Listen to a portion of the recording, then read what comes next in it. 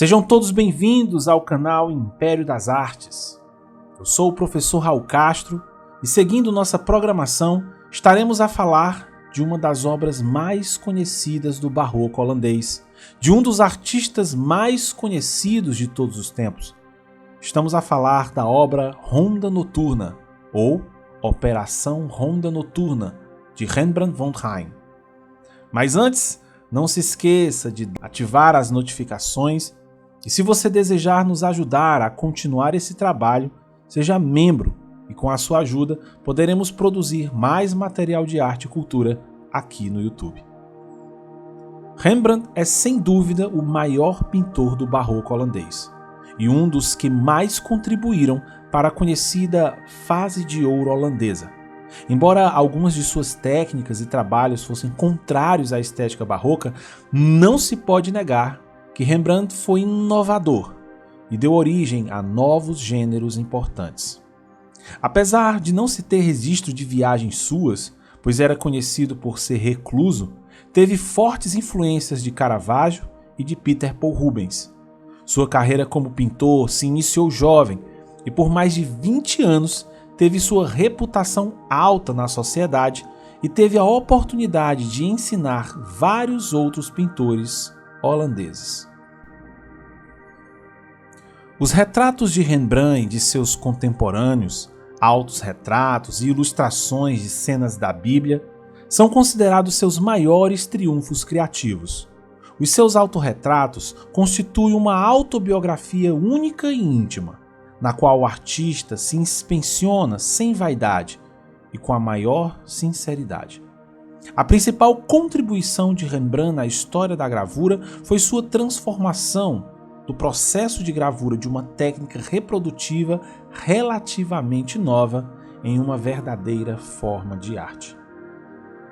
Mas como analisar um quadro que já passou por tantas mudanças e restaurações? Bom, vamos iniciar com uma curiosidade referente às restaurações ocorridas ao longo da sua história. A última restauração foi em 8 de julho de 2019 e custou quase 3 milhões de euros. A peculiaridade do trabalho foi que ela foi realizada na frente do público com um vidro para separá-los do público, isso porque a obra já foi vandalizada várias vezes. Começando em 1911, quando um sapateiro desempregado golpeou o quadro como forma de protesto. Em 1975, um homem atacou e rasgou o quadro com uma faca, tanto que aqui, neste detalhe, se é ainda possível ver a marca como uma cicatriz, quase imperceptível na tela.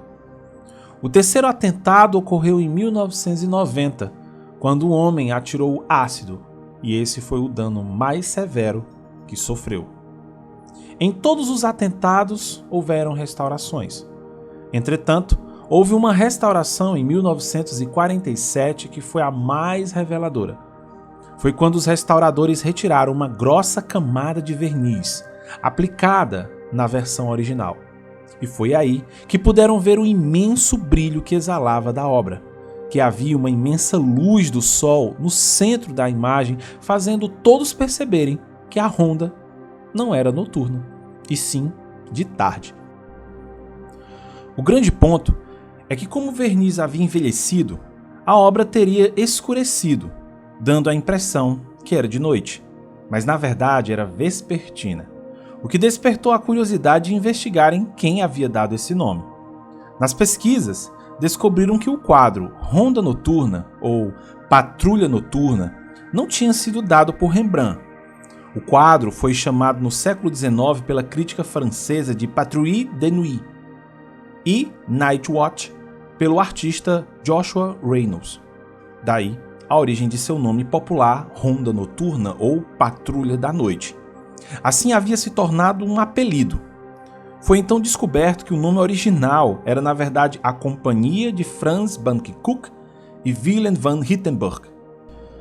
Além dessa curiosidade, em 2003 foi encontrada uma réplica do quadro, datada de 1655, atribuída ao pintor Gerry Loudun, o qual teria feito uma segunda obra, só que de proporção menor.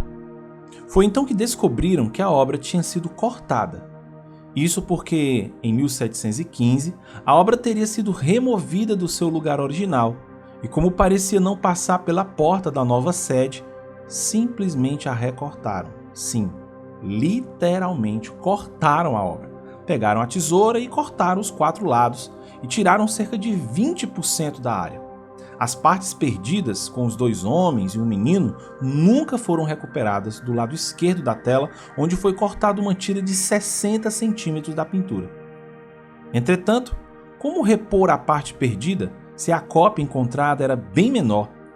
E ainda por ser na borda, alguns detalhes faltavam. Além disso, sua perspectiva, luz e cores estavam diferentes. Então, como resolver o problema? Foi então que entrou aí a inteligência artificial. Para isso, o primeiro passo foi fotografar de forma minuciosa tanto a pintura de Rembrandt quanto a cópia.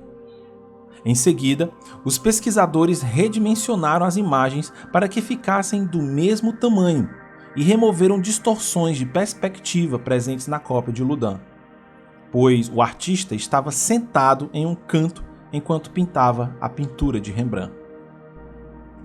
Segundo o cientista e professor Robert Erdmann, que liderou o processo, foram formados 3 redes neurais separadas para ajudar a concluir a obra.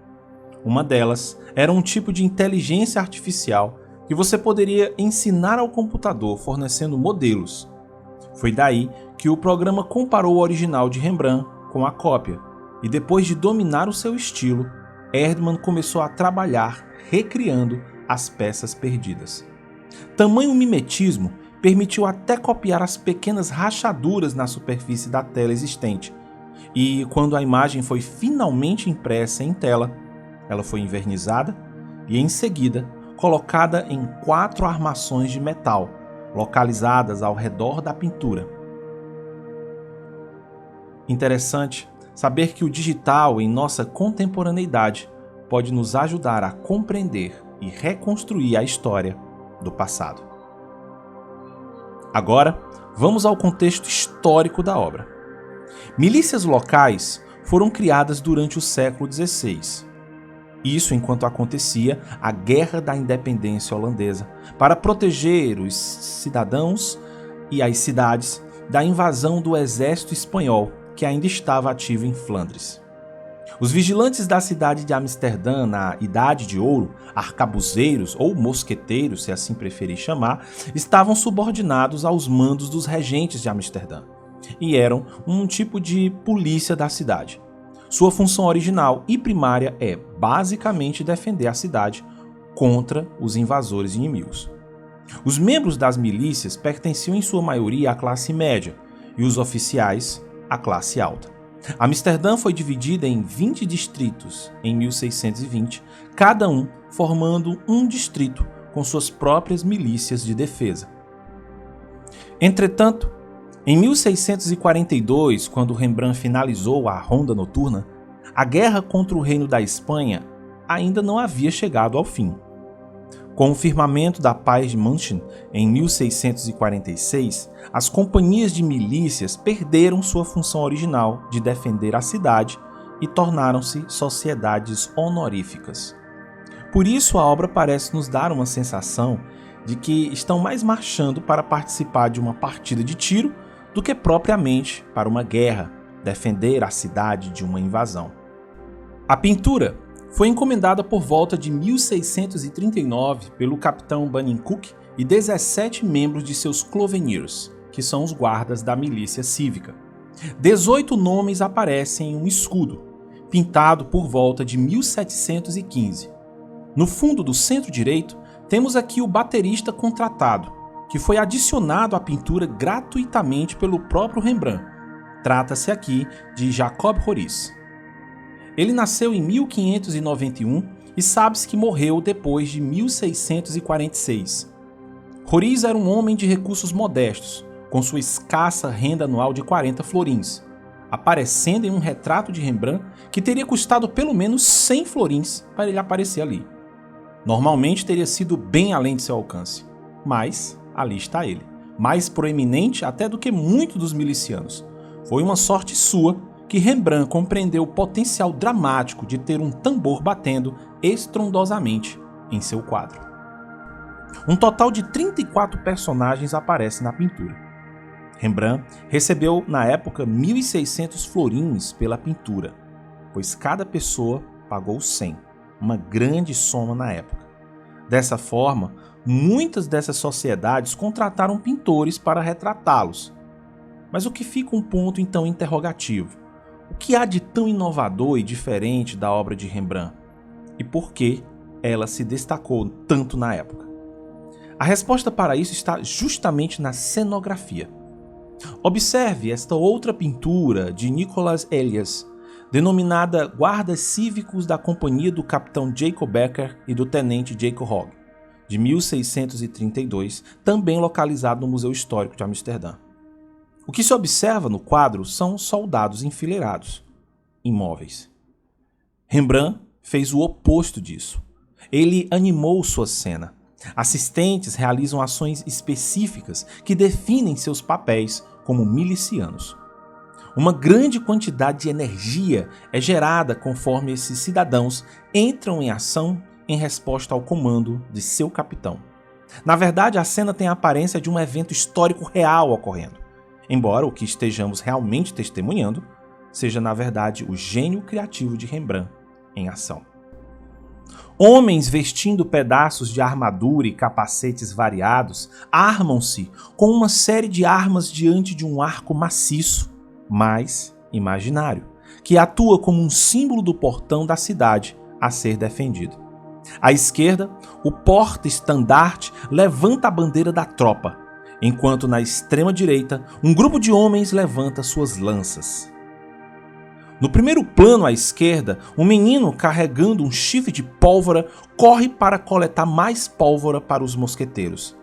À sua frente, um baterista toca uma cadência enquanto um cachorro late entusiasticamente a seus pés. Além dos 18 retratos pagos, Rembrandt apresentou uma série de extras para animar ainda mais a cena e aludir à composição muito maior da empresa como um todo. A maioria dessas figuras é relegada para segundo plano, com seus rostos obscurecidos ou apenas parcialmente visíveis. Um deles usando uma boina e espiando por trás da figura de capacete. Ao lado do porta-estandarte, foi ali identificado por muitos como o próprio Rembrandt, que observa a cena lá no fundo. Embora várias armas diferentes estejam incluídas na pintura, a arma mais proeminente é o mosquete, a arma oficial dos Cloveniers.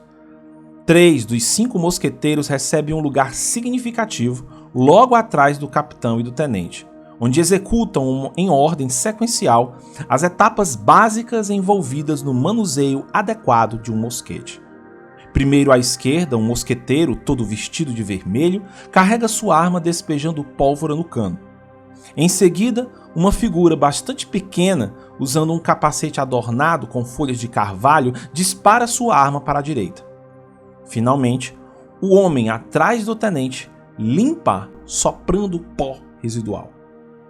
Tanto a figura em um capacete com folhas de carvalho, quanto o homem soprando o pó são visíveis nos detalhes das figuras centrais acima.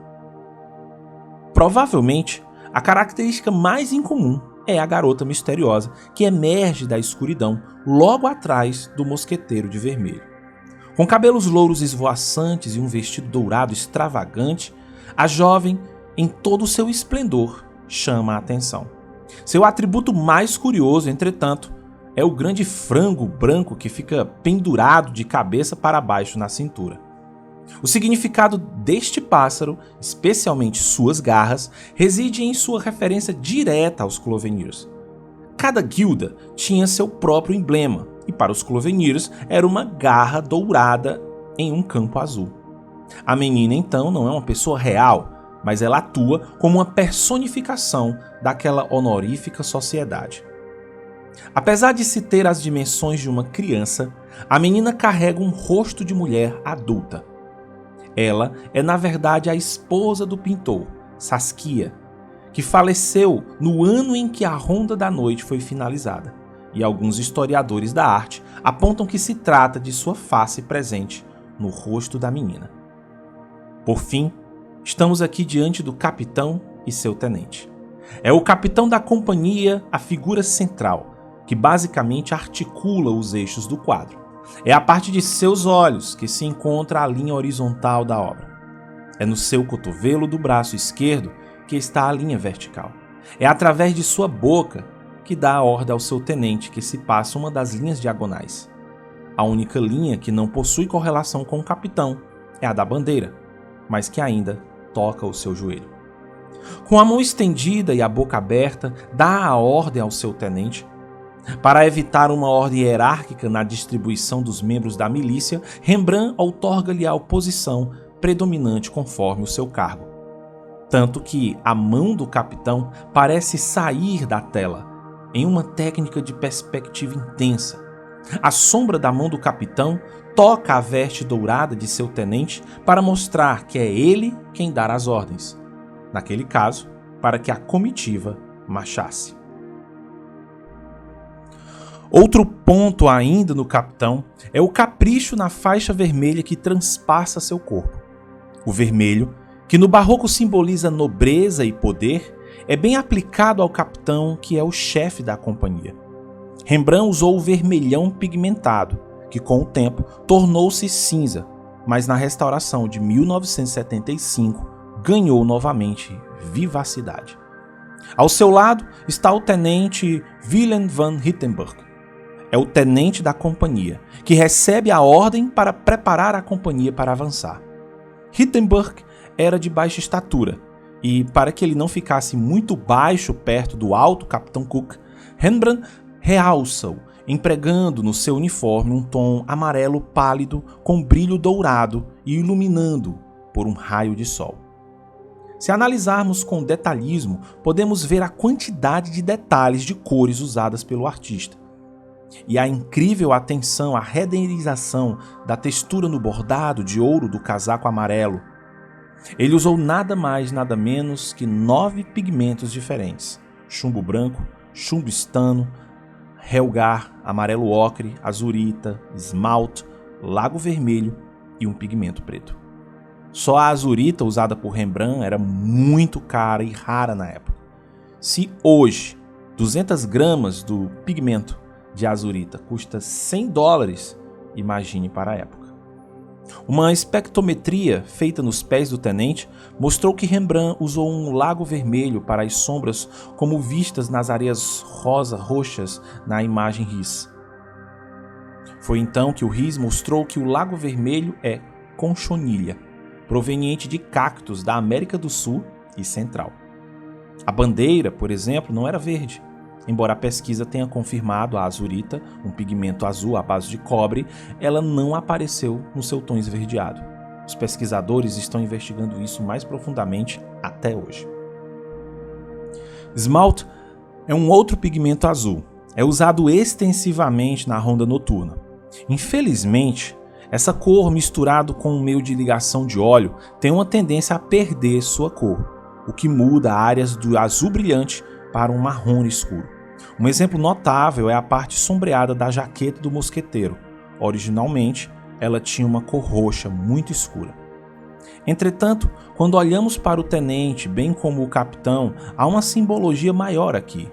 Os dois representam a união dos católicos e protestantes holandeses na defesa do país contra a Espanha. O capitão representa, portanto, o protestantismo, religião predominante na Holanda. Já o tenente, que recebe as ordens, representa os católicos. O tenente é o intermédio entre o capitão e os milicianos, fazendo assim alusão à união das duas religiões em prol de um bem comum, combater as forças espanholas. Rembrandt, de uma forma única, uniu as melhores técnicas para elaborar um desenho com muito movimento, dando vida a uma cena que ficaria eternizada na história universal da arte.